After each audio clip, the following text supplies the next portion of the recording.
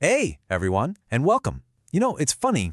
Have you ever really stopped to think about what's in a name? Some names just seem to carry this weight, this echo of strength and leadership.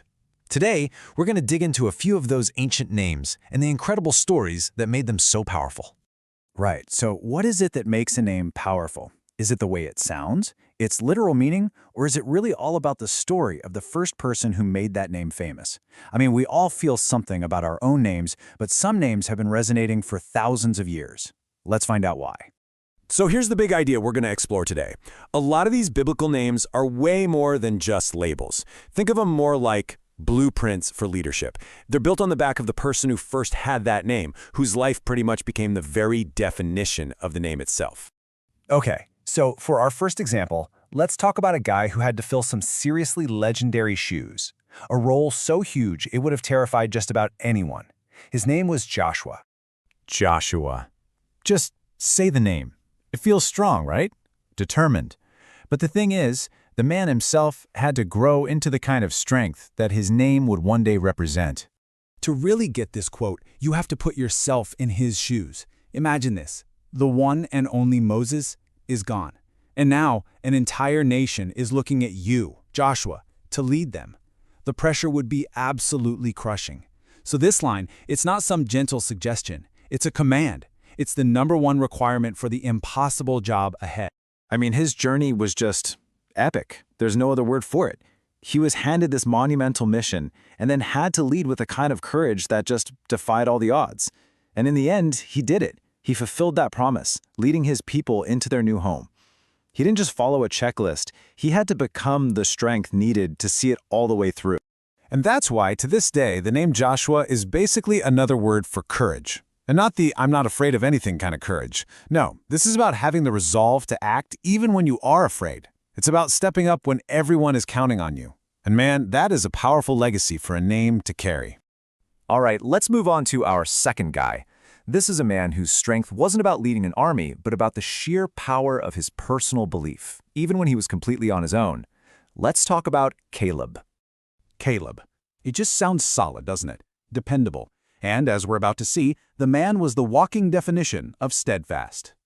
Yeah, this quote, it pretty much says it all. Here's the scene. Caleb is one of 12 spies sent to check out the Promised Land.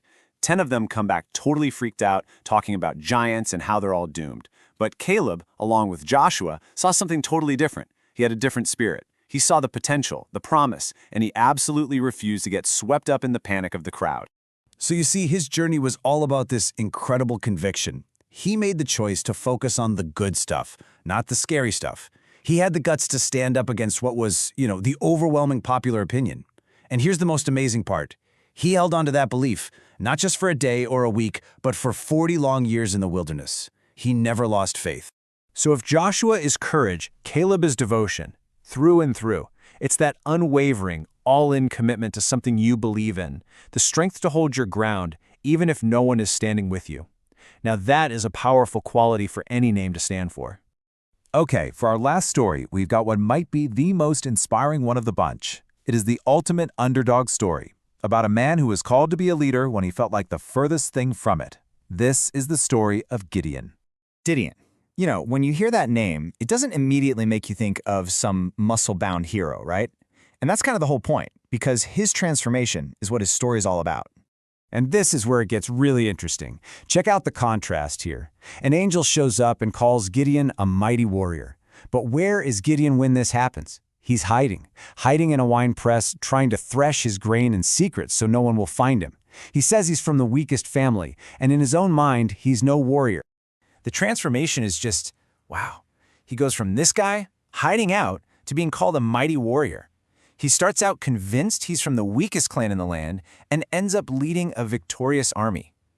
Gideon's story is the perfect proof that leadership isn't always something you're born with. It's something you can be called to, something you can grow into.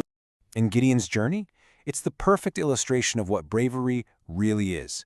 It's about being ready to face danger even when you are absolutely terrified. He had to dig deep and find that quality in himself, which shows all of us that bravery isn't about not being afraid, it's about doing it anyway.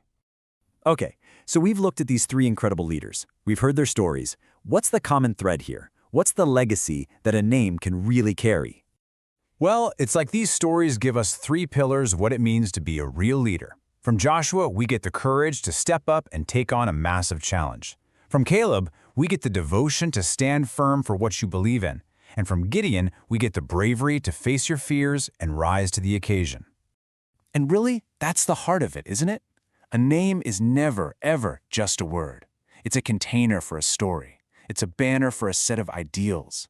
It's a hope for the person who carries it, a constant reminder of the strength they can reach for. Which, of course, leaves us with one last question to chew on. What about our names, or the names we might give to our kids? What values, what stories, what kind of strength do we hope those names will carry out into the world? It's a pretty powerful thing to think about. Thanks for joining me today.